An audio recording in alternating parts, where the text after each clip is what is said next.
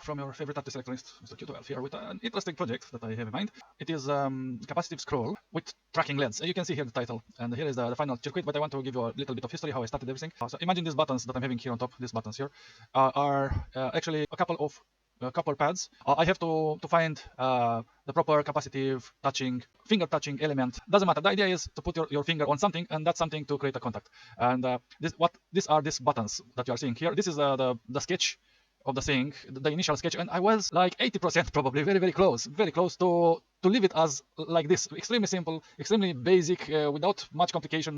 So imagine this is a very long string of little pads like that, and your finger is traversing over these pads, and those pads are lighting up. A LED will light up. So it's very extremely basic, extremely simple. Like I said, I was 80% pro making it this easy and this very simple, very simplistic, very easy, very cheap. If you want, it's very cheap. It's very cool actually.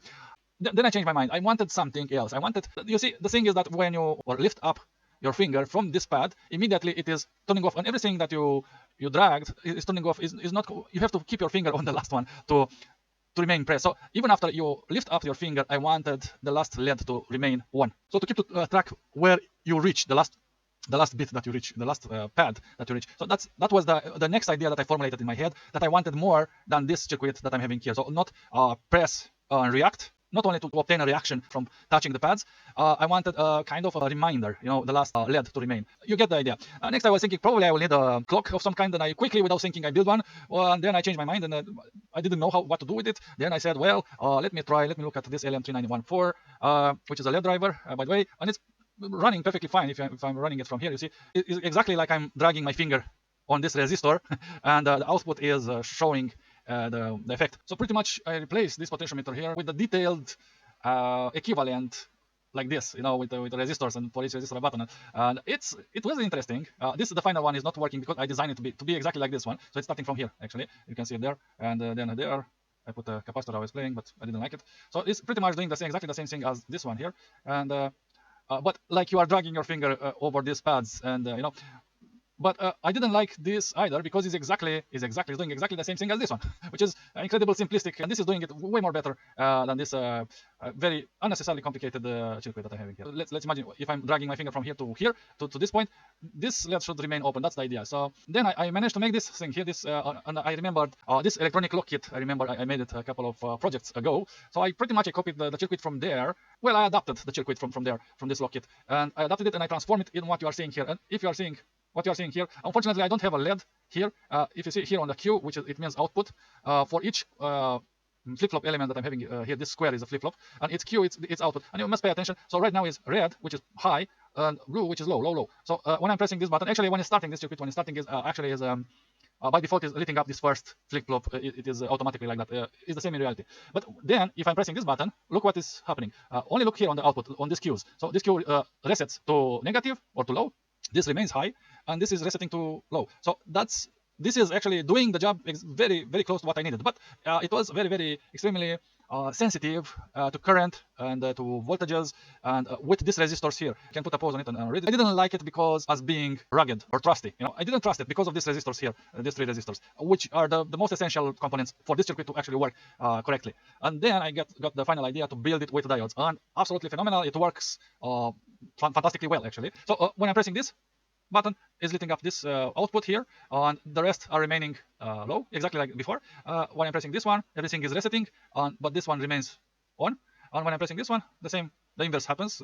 Everybody is low, but this output is high. So it is retaining the last press, the last contactor, if you want, And it's very interesting. It's very interesting. I like it. I really like it. At last, I managed to figure out the logic of it. All the circuits I started last night, and today probably I made this one and this one, and then the final one, which is this. And I actually tried in reality, like you're seeing it here specified, and I will show you on my breadboard.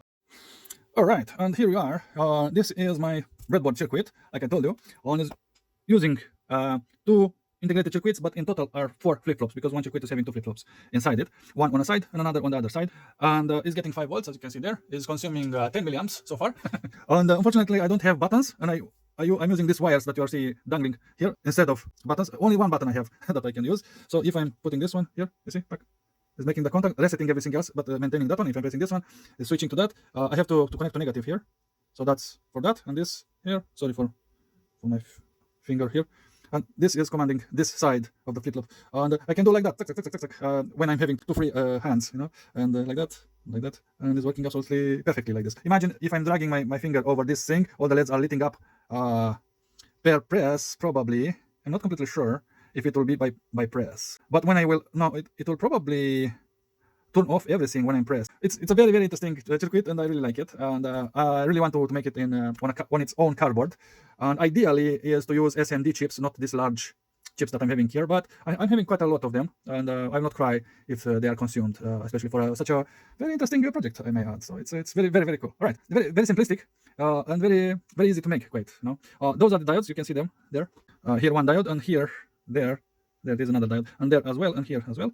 And that's it, and the rest are mumbo jumbo of connections. These LEDs are actually on those outputs that I didn't actually connected anything in my diagram. We were following the high and low of the pin of the output, but here in reality I actually put a LED with a 1 kilo resistor to the ground. In my diagram, in my simulation, every input clock remains high, but the output Q, this output here, remains low for everything else, except the one that is activated, and when I'm activating that, it goes high, this specific output, and everybody else remains low. That's the idea. Next, it will be on a cardboard by itself, and it will be glorious. One single detail I want to show you is that what I followed here, so to make it a little bit more simple for you to understand this circuit, because this is exactly what I did. I'm having this circuit here. Let me cover it. Let me cover that side like this. So this circuit that I'm having here is this side, is the setting up circuit. It needs a couple of resistors. This resistor, and here one LED with one resistor, which is this one, which I took it off because it was a little bit confusing, especially for the presentation here. So now it's more, when I was pressing like this guy was lighting up. When I was making a connection, doesn't matter where I was making the connection, this guy was lighting up, and it was a little bit confusing. So I took it off. So it is this LED with its resistor here on the clock. So this circuit that I'm having here is the setting up circuit, and this circuit that I'm having here, without all that mambo jumbo, it's very, very simplistic. As you can see, it needs only one diode and the correct wiring, and that's it. And this is what is following after that first circuit. So this is the first circuit, which is the first gate on the left side here of the chip, of this first chip, top chip that I'm having here. So it is this flip-flop here, and with its setting circuit like you've seen there, and the rest are following exactly this pattern that I'm having here. This chip, which is on the right side here, is following this pattern. Very simplistic. And this chip here with its left side is following the same pattern like that, and that side is also following this pattern. So all these three, the rest, doesn't matter how many you will put here, all the rest will follow this pattern. The starting flip-flop, it needs a little bit of setup components like this resistor and that resistor there. And I actually mentioned why this is important, is to keep the reset pin is a pull-up resistor, to keep the reset pin from floating, not leave it floating. So that's another aspect of this circuit. It's quite elegant simplicity that I discovered, and and I will have to talk about that diode there. Its role, it's very, very cool role that it's having. It's my observations and how I'm seeing it working. So the rest of the clock pins remain high because all the clock pins, this pin, and that pin remains high by default. That's how this chip is working. It's keeping this clock pin high because this diode here for each clock pin here in its line with its clock, each diode is blocking the positive that is being delivered by this pin. The positive is delivered through here, and this diode is practically blocking that positive by surging into this reset pin rail. So blocking the positive from each clock to surge when the negative is applied on all the reset pins. So that's how it's working. That's the logic behind it. I hope it's clear enough. So I hope you like it. You like my discovery. And it's a bit complicated, but it is doing exactly what I wanted it to do. Remember, this is not done with any microcontroller. It is actually very extensible. You can extend it with most probably with infinite modules from here out. You can add 10 or 20 or 50 little modules with its LED on its output, and it will deliver that last position that you reached. That's the idea. All right. Well, thank you very much for watching, and see you later. Bye bye. From your favorite artist electronist, Mr. Q12. China.